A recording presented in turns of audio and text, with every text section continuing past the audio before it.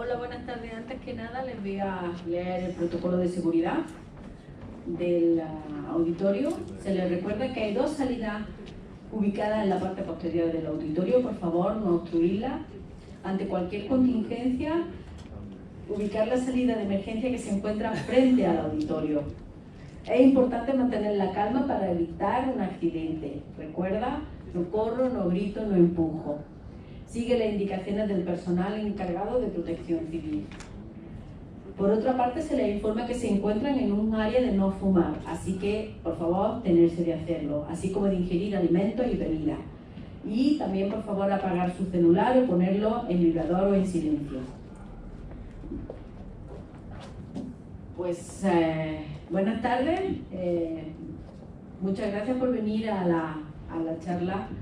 Y para mí es un gusto enorme presentar a Jonathan Reyes Pérez, al doctor Jonathan Reyes Pérez. Él ahora mismo está trabajando en INAOE, pero se licenció aquí.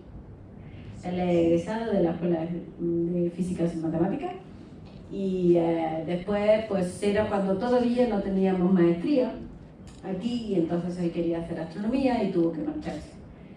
Y se fue a la UNAM a hacer su maestría. Ahora eso no hubiera ocurrido. No hubiera ocurrido. Entonces, después de ahí, pues está haciendo el postdoc en INAOE y siempre le han gustado las cosas bonitas, ¿no? Y entonces una de ellas son las regiones H2, aunque le gustaban más los planetarios, pero al final ha visto que las regiones H2 son más bonitas. Y entonces nos va a contar cosas como cómo utilizar modelos de fotonización para poder entender las regiones H2. ¿Vale? Pues muchas gracias, Jonathan. Hola, espero me escuchen. Pues igual es un gusto estar en la escuela aquí donde hice la licenciatura. Inicialmente estaba trabajando con determinar secciones eficaces para interacciones de partículas y después pues me cautivó la astronomía, que de inicio ya lo quería hacer, pero cuando uno cursa la carrera pues se va ahí coqueteando con las otras disciplinas y bueno, al final pues llegué justo a hacer astronomía y todavía me gustan las nebulosas planetarias, aunque curiosamente siempre he trabajado con regiones ionizadas asociadas a estrellas masivas. Pues bueno, es justo lo que les vengo a hablar un poco acerca de las regiones H2. Bueno, para poner en contexto, pues las regiones H2 son de las llamadas nebulosas fotoionizadas y asociadas a regiones de reciente formación estelar, más o menos de alrededor de con edades de 1 millón de años.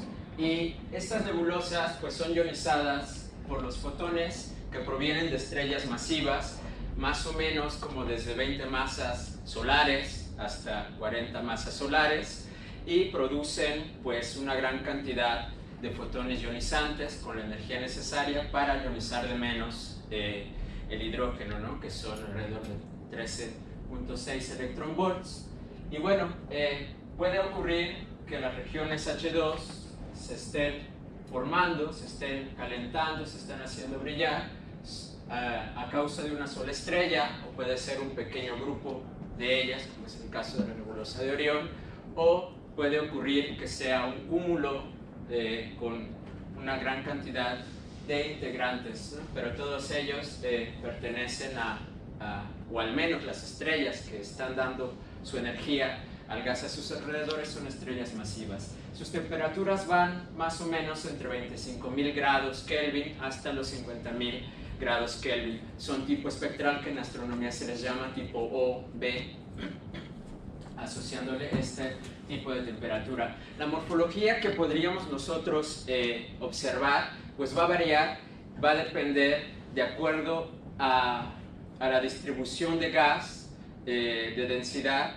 en el momento en el que la estrella nace dentro de las grandes nubes moleculares. Y bueno, estas nubes nebulosas llegan a tener densidades típicas de 10 a la 3, 10 a la 5 partículas por centímetro cúbico, o las hay también con una menor densidad, cuyo valor es típico para las llamadas regiones H2 gigantes. Les mostraré una foto más tarde. Y bueno, usualmente cuando nosotros miramos una galaxia, en particular las espirales y las irregulares, vemos distribuidas a las regiones H2 a lo largo de los brazos, ¿no? Definiendo justamente las regiones en donde se forman o en donde están las poblaciones de estrellas más masivas. En el caso de las galaxias irregulares, pues más bien es una distribución aleatoria, ¿no? Aleatoria en el sentido de que no hay un ordenamiento definido entre tipos entre galaxias de este tipo, y bueno, ¿no? Puede que lo de aleatorio no sea tan cierto al momento de investigar los mecanismos de formación estelar de estas galaxias, pero bueno, me refiero solo a la distribución espacial que vemos en este instante. Y bueno, ¿por qué estudiar regiones H2? Pues nos dan una gran cantidad de información que van desde los mismos procesos de formación estelar, los modelos de evolución química, ya sea en el contexto galáctico o extragaláctico, y bueno, a través de ellas se pueden medir y hacer los estudios de los gradientes químicos, ¿no? Como vimos en la charla, bueno, yo no, pero seguro que ustedes sí, la charla acerca de los gradientes químicos, y pues bueno, hasta se pueden hacer estudios más allá, que es la determinación del helio primordial, ¿no? El cual es un valor de gran importancia en el modelo cosmológico vigente, ¿no? y etcétera. Aquí vemos fotos de regiones H2 típicas. Aquí está Orión, pues, esta foto del HST. Están aquí las estrellas que en principio están dando el calentamiento a esta región, el llamado trapecio, estrellas tipo OB. Y bueno, vemos que no tiene tanto como una forma que pudiéramos definir fácilmente. También tenemos el caso de las regiones H2, que son las supergigantes, que les comentaba, tienen densidades de alrededor de 100 partículas por centímetro cúbico, y este tipo de regiones pues son muy extendidas y están asociadas, o bueno, tienen en sus corazones grupos, cúmulos de estrellas muy masivas. Bueno, aquí más o menos detallando una foto de una galaxia espiral, en donde se miran justamente las regiones que están rosaditas, que es emisión en H-alfa, delineando los brazos espirales. Aquí tenemos una galaxia tipo irregular, 6822, en este catálogo, y aquí igual tenemos estas regiones rojizas que también están trazando la emisión de H-alfa principalmente, y vemos que no hay como un ordenamiento aparente. Bueno, antes de ir más allá, pues es importante mencionar cuáles son los procesos físicos en este tipo de nebulosas. Esto aplica no solo para las regiones H2, sino también para otro tipo de nebulosas ionizadas, como son las nebulosas planetarias, o también nebulosas asociadas a estrellas más masivas, como las burbujas Wolf-Rayet. Todas obedecen a este tipo o tienen en su física estos procesos. En principio, la fotoionización, es decir, el gas va a ser ionizado por aquellos fotones que tienen la energía mínima, el umbral para poder ionizar al contenido gaseoso que está a su alrededor. También las ionizaciones pueden venir a través de colisiones, en este caso incluso entre la interacción de rayos cósmicos, que son partículas de alta energía, que van a interactuar con el medio neutro, dando la posibilidad de poder ionizar esos átomos. Está otro tipo de ionización, que es el intercambio de carga. Si el tiempo de interacción entre dos átomos, uno neutro y tenemos un ion, pues puede existir que se intercambie la carga entre ellos, ionizando al que estaba neutro. En estos procesos también está la recombinación radiativa, dependiendo cuál sea la distribución de velocidades de las partículas, ¿no? Los electrones en este caso, que son los que se encargan de termalizar a la región H2, la región fotoionizada. Ellos, en medida de cuál sea la energía que tengan, pues existe la posibilidad de que al pasar a interaccionar con los iones se puedan recombinar, dando como resultado pues un fotón en esta recombinación. Está también la recombinación dielectrónica, en donde el excedente de energía que tiene el electrón libre al recombinarse no pasa directamente a transformarse en un fotón, sino que cede su energía a un electrón que esté en un nivel de menor energía, excitándolo, y ese a su vez se desexcita, dando como resultado pues un fotón de la transición.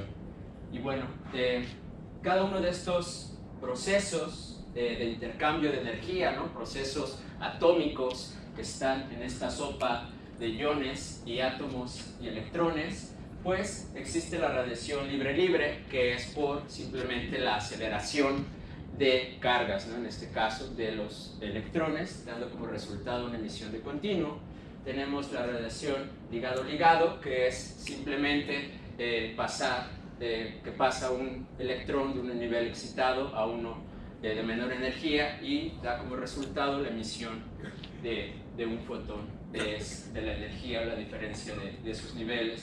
Pues bueno, está la radiación libre-ligado, que es simplemente el resultado de la recombinación radiativa.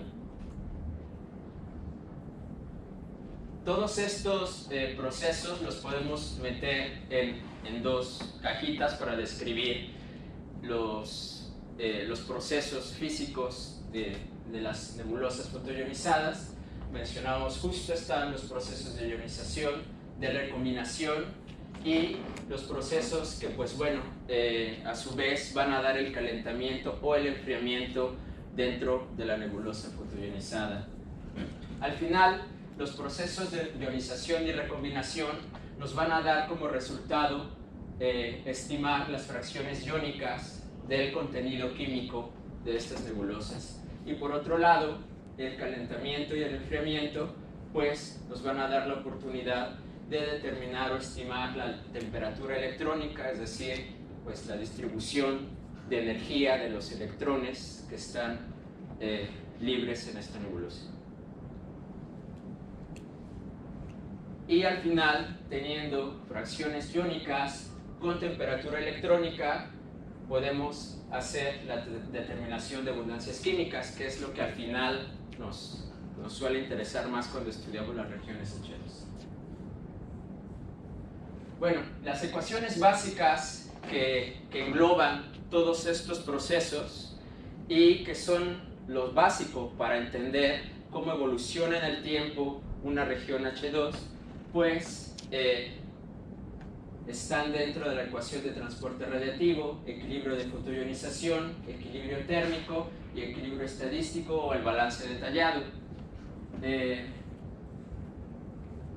Por si quieren ponerle rostro a estas ecuaciones, aquí está pintada la ecuación de transporte radiativo, donde lo único que hay que mantener en cuenta aquí es que la cantidad de energía por unidad de tiempo, por unidad de segundo, por unidad de ángulo sólido, por unidad de frecuencia, no es más que la diferencia de la cantidad de energía por cada una de estas unidades que el material está emitiendo debido a las interacciones con la radiación, menos la energía que se está tragando, ¿no? A través de este coeficiente de opacidad o de absorción, multiplicado, ¿no? Por la cantidad de energía que viene del exterior. Entonces es solamente este juego de la cantidad de energía que se emite menos la que es absorbida por el medio. Aquí pues va metida el tipo de energía que está ionizando a la nebulosa, y de este lado pues viene el contenido químico, es decir, todos los elementos que en su momento son neutros o otros iones que están absorbiendo esa radiación.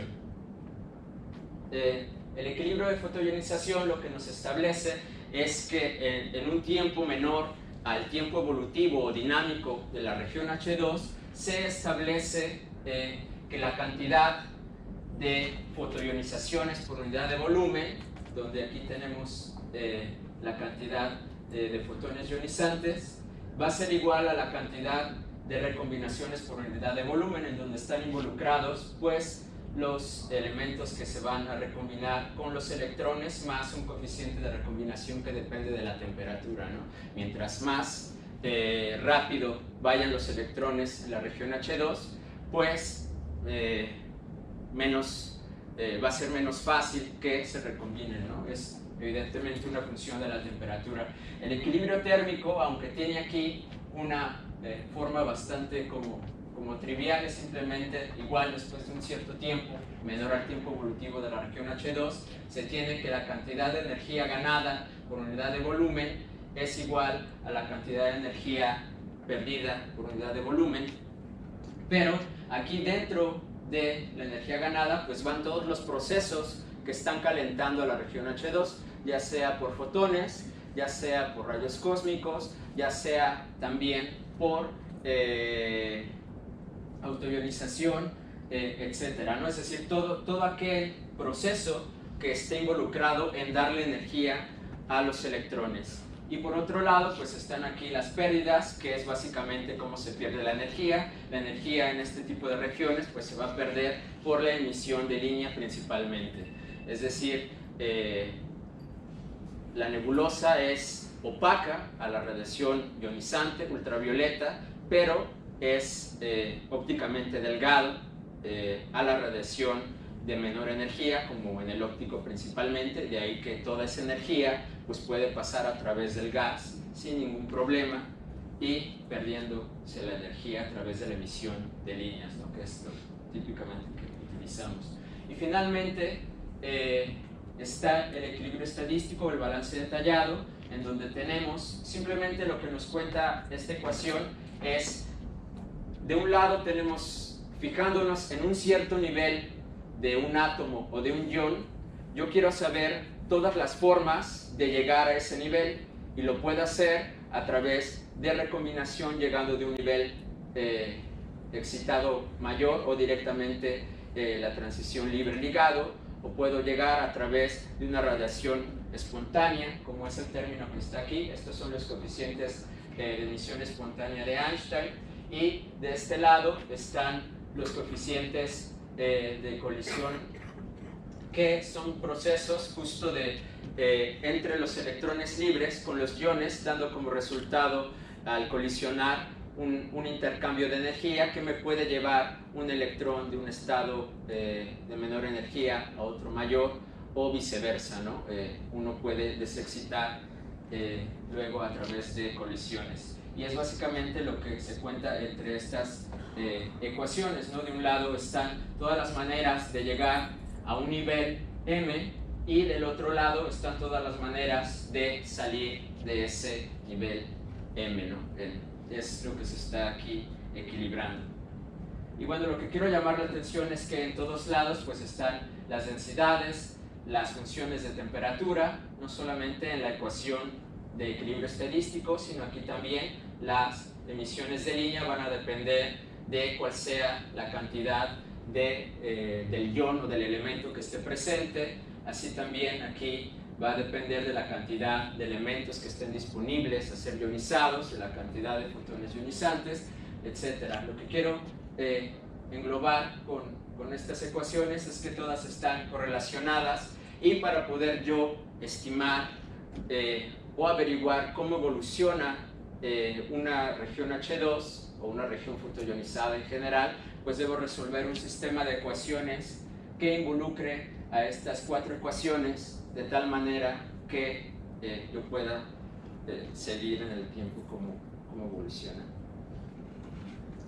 Y bueno, finalmente esto es lo que se mete en los modelos de fotoionización. Un modelo de fotoionización al final no es más que un código trabajando en resolver este sistema de ecuaciones que tratan el transporte radiativo, el equilibrio de fotoionización y las otras dos ecuaciones de balance térmico y el balance detallado.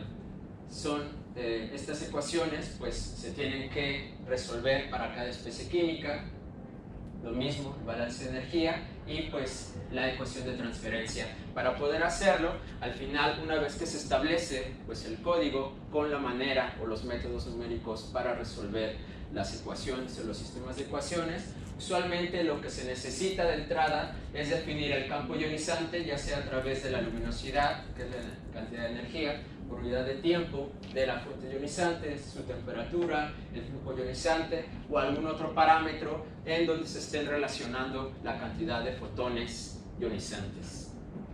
También se tiene que definir la estructura de densidad. Lo que se suele hacer común es que el perfil de densidad es constante, pero se pueden asumir otros modelos más complejos como leyes de potencia o una distribución gaussiana. Y finalmente hay que decir de qué está compuesta la región H2, es decir, no solamente está el elemento más abundante, el hidrógeno seguido por el helio, sino que hay que agregar el resto de los elementos que son de gran relevancia en el equilibrio térmico, porque resultan ser los mecanismos que más enfrían a este tipo de regiones. Entre los códigos más populares está Claudi, que es el código que yo utilizo, que lo desarrolló Ferland en el 98. Es un código libre. Ustedes pueden ir a esta página, ver que cumplan con los requisitos técnicos, se lo pueden descargar y utilizar este tipo de código que viene acompañado de un manual, de un quick start, etcétera, ¿no? Y hay además otros detalles acerca del código Claudi. Este código básicamente lo que hace es suponer que tenemos una porción de nebulosa y simplemente la transferencia de la radiación o de las emisiones que al final vamos a observar vienen en una dirección radial y única, ¿no? Porque lo que se hace es integrar al final todas las direcciones posibles en ángulo sólido y tomar una cierta dirección en particular. Así que al final lo que tendríamos es como si tuviéramos una rendija y al tomar la información de esa rendija, lo que estaríamos haciendo con el modelo pues es reproducir esa radiación que se toma directamente, ¿no? Como radial. Existen otros códigos que son más detallados, como es el mocasín de Barber-Colano, en el cual utiliza un formalismo de Monte Carlo y ahí se va siguiendo en todas las direcciones los fotones conforme se vayan dispersando, siendo absorbidos, etc. Y de esta manera pues el código tiene un enfoque, un formalismo tridimensional en ese sentido, ¿no? Es más detallado el código. Pero bueno, a pesar de que Claudi es un código que digamos solo nos podría modelar lo que estamos observando de manera radial, existen otros formalismos ingeniosos como es el PyClouding, que es un enfoque pseudo 3D. Me faltó agregar aquí que quien lo desarrolló fue Christophe Morizet, por ahí hace unos cuantos años ya. Y bueno, el cual yo he utilizado en algunas ocasiones. Aquí, por ejemplo, a pesar de que solamente tendría yo información como radial en una cierta dirección de esta nebulosa que yo estoy suponiendo que forma parte, que tiene esta estructura como una dona de mayor densidad cubierta por una esfera de gas de menor densidad. Al final, lo que hace el formalismo pseudo 3D es que se puede establecer una cierta geometría que depende del ángulo y de otras cantidades como el radio, ¿no? El radio al cual se llegan los fotones ionizantes. Se puede también modificar la ley o la estructura de densidad del gas que va a ser ionizado, y al final, al poner todo en función del ángulo, lo que se hace es que se corren distintos modelos Claudi barriendo todas las direcciones que a mí me parezcan prudentes. De esta manera, pues, yo puedo generar pues una estructura simétrica. En este caso solamente es un cuadrante, pero si lo completara, pues tendría justamente esta estructura que en principio sería como si yo tuviera mi nebulosa tridimensional, pero colapsada, ¿no? Es decir, lo que yo voy a obtener es integrar, porque al final yo puedo simular ciertas posiciones de rendija de la cual yo voy a extraer la información tal como si yo tuviera las observaciones. Y se pueden hacer cosas incluso más detalladas, ¿no? Uno, dependiendo también del poder de cómputo que se tenga, puede uno generar cosas como de este tipo. Aquí tenemos la nebulosa, esta no es una región H2, pero solo es el ejemplo, es una nebulosa planetaria. Aquí lo que se trata de reproducir pues es justamente la nebulosa cómo se mira en el plano del cielo, y justo lo que se hizo fue partir de un punto simétrico y establecer la geometría que tendría este objeto.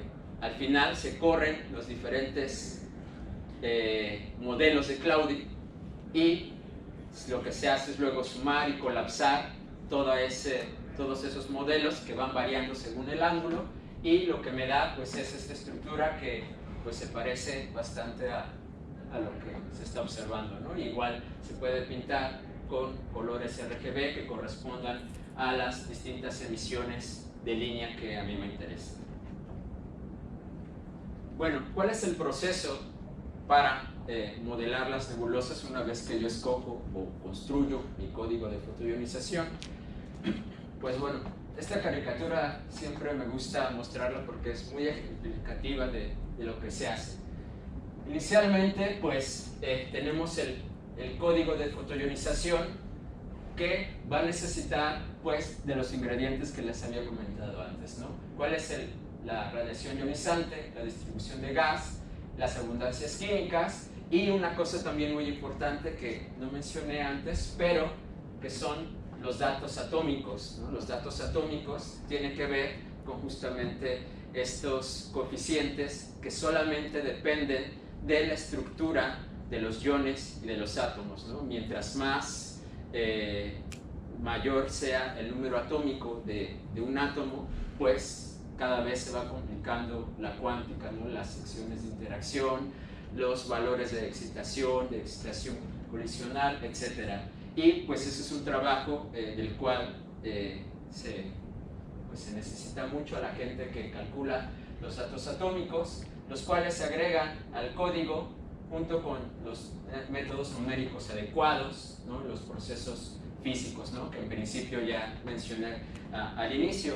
En realidad uno necesita meter todos los procesos que estamos considerando pueden ocurrir dentro de las nebulosas fotoionizadas. Bueno, una vez que están todos los ingredientes, pues se echan a andar a través de la computadora, el código resuelve el sistema de ecuaciones y vamos a obtener el modelo. Con los modelos, uno puede reproducir lo que uno quisiera, te va a dar un resultado, ¿no? Salvo que matemáticamente no tenga una solución, pero si te da un resultado, pues puedes estar contento. Aquí el problema es que tenemos quien nos diga, está bien tu modelo, y eso es pues las mismas nebulosas, las observaciones. Si tus resultados no empatan justo a lo que se está observando de acuerdo a tus suposiciones, pues entonces se vuelve un proceso iterativo en el que otra vez hay que reajustar, ya sea la forma del espectro ionizante, o a lo mejor me falta colocar un cierto enfriador a través de un elemento químico que me tenía faltado, o quizás los datos atómicos sean erróneos, etc. Entonces se vuelve un proceso iterativo para al final tener pues lo más cercano posible entre lo que estamos observando y lo que el modelo me está entregando. Bueno,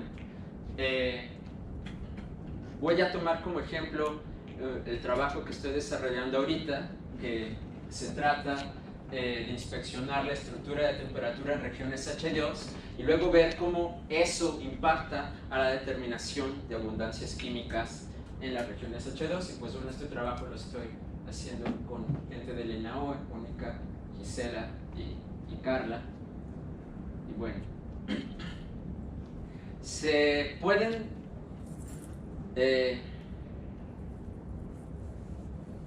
utilizar los modelos de fotoionización ya sea para estudiar un único objeto en detalle, como el caso de la nebulosa planetaria. Yo quiero reproducir su estructura iónica, también quiero reproducir quizás su campo de velocidades, sus líneas de emisión, etc. O simplemente lo que yo quiero reproducir es las líneas de emisión que yo estoy observando. En este caso, lo que se quiere es determinar el comportamiento en general de una muestra que sea representativa de un grupo de objetos, en este caso de regiones H2.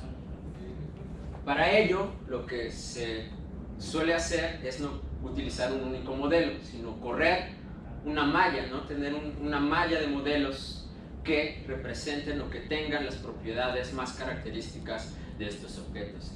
Para los modelos de fotoionización que yo estoy utilizando, los ingredientes son básicamente utilizar modelos de atmósferas de estrellas tipo O B que tienen temperaturas efectivas entre 25 y 50.000 grados Kelvin, cada una con una metalicidad, es decir, una composición química que sea equivalente a la composición química en oxígeno que yo espero para las nebulosas que voy a estudiar. Lo que yo voy a asumir para este grid es perfiles de densidad constante que en valor logarítmico van de 2 hasta 4. En realidad aquí solamente debe haber puesto 3 porque nada más tengo de 2, de 3 y de 4 en logaritmo, la densidad del hidrógeno neutro. Y para determinar o decir cómo se comporta el campo ionizante de estas estrellas, voy a utilizar un parámetro que se llama el parámetro de ionización, que no es más que una representación entre la cantidad de fotones ionizantes partido por la distancia a la que se encuentra en la primera zona que va a ser ionizada multiplicada por la densidad electrónica. Eso es una manera de establecer la cantidad de fotones que van a ionizar a la región H2. Como ven, ahí está implícito la cantidad de fotones de la estrella. Y bueno, como abundancias, hago un grid entre 7 y 8.8 en esta escala de 12 más el logaritmo de la abundancia de oxígeno sobre hidrógeno, y va de 0.2, entonces es 7, 7.2 y así hasta 8.8. La cantidad de nitrógeno sobre oxígeno que voy a poner en los modelos es simplemente igual, tres valores, menos 1.5, menos 1 y menos 0.5. Esto es una manera de establecer la cantidad de nitrógeno, dado que ya estoy estableciendo la cantidad de oxígeno que yo le pongo.